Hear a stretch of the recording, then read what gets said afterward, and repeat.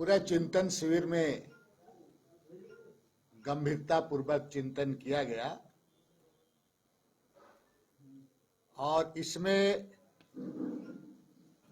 विशेषकर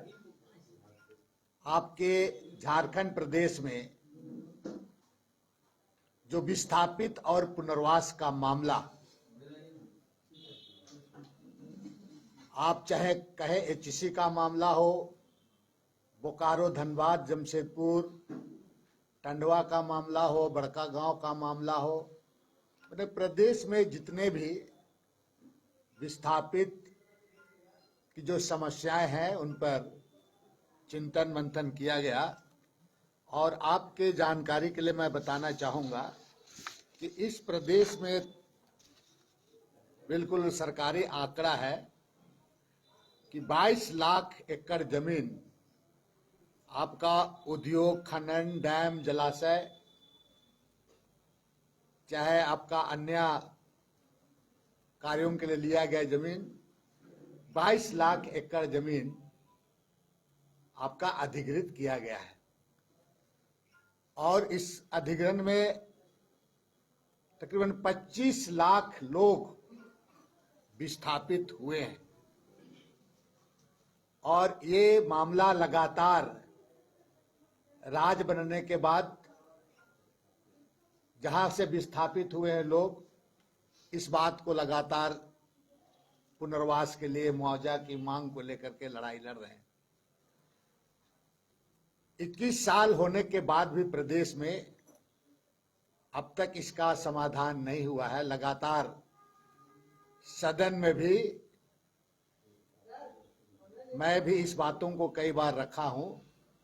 और कई माननीय सदस्यों के द्वारा भी इस बात को रखा गया और हमेशा राज्य सरकार से इसके लिए विस्थापन एवं पुनर्वास आयोग की मांग कि अविलंब इसका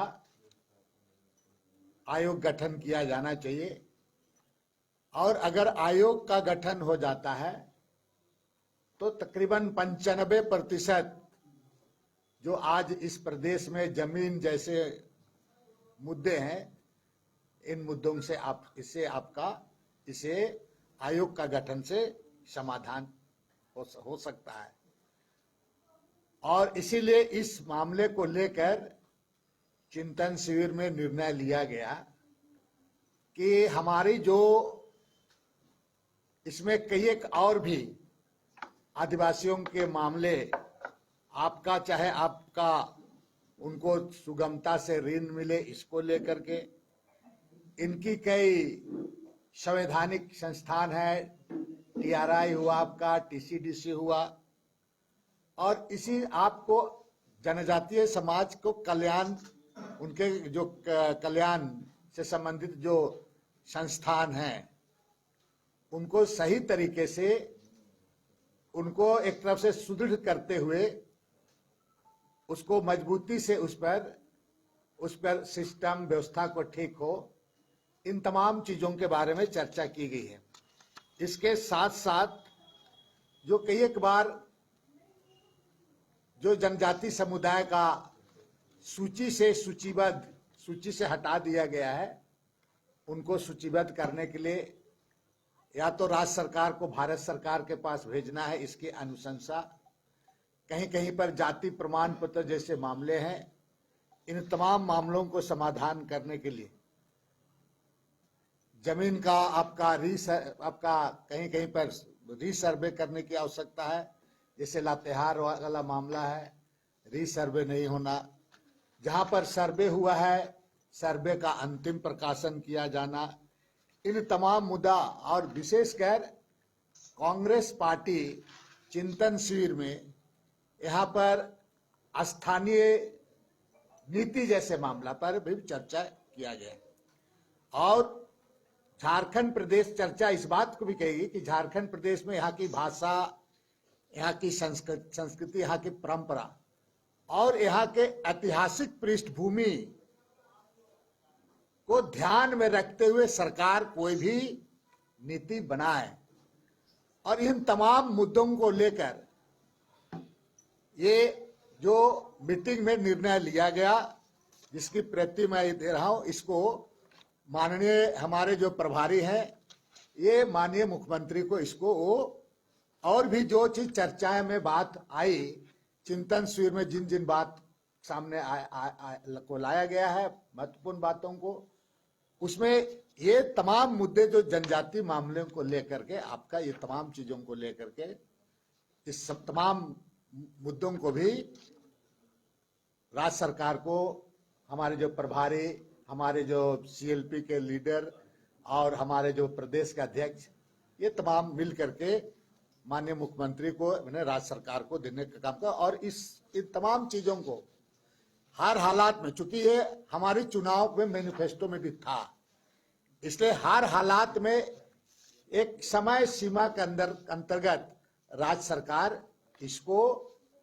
निदान करे। और ये जो आपका चाहे विस्थापन आयोग का मामला हो, चाहे आपका स्थानीय नीति जैसा मामला हो, इन नीति कैसे, इन तमाम मुद्दों को कैसे आप करेंगे, इसके बारे में राज्य सरकार को पहल करने की जरूरत है।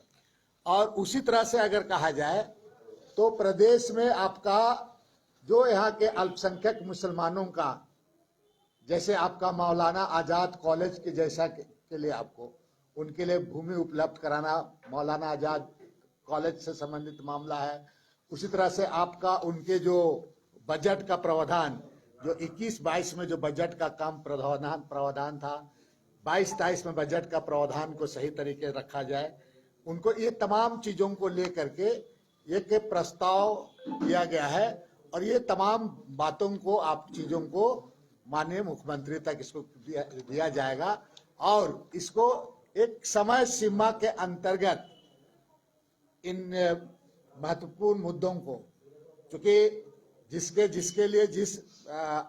उम्मीद और आकांक्षा से ये जो सरकार बनाया गया है, इन सरकार बनी है, इसलिए इन तमाम चीजों को गंभीरता से कांग्रेस पार्टी ली है। और मैं कांग्रेस पार्टी के हमारे प्रभारी, सह प्रभारी के प्रति और हमारे जो सीएलपी लीडर हो, प्रदेश अध्यक्ष हो, इन तमाम लोगों के प्रति आभार मैं व्यक्त करता हूं कि सफलतापूर्वक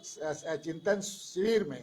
आपके पहली बार इस तरह के महत्वपूर्ण मुद्दों पर विशेष रूप से चर्चा की गई। और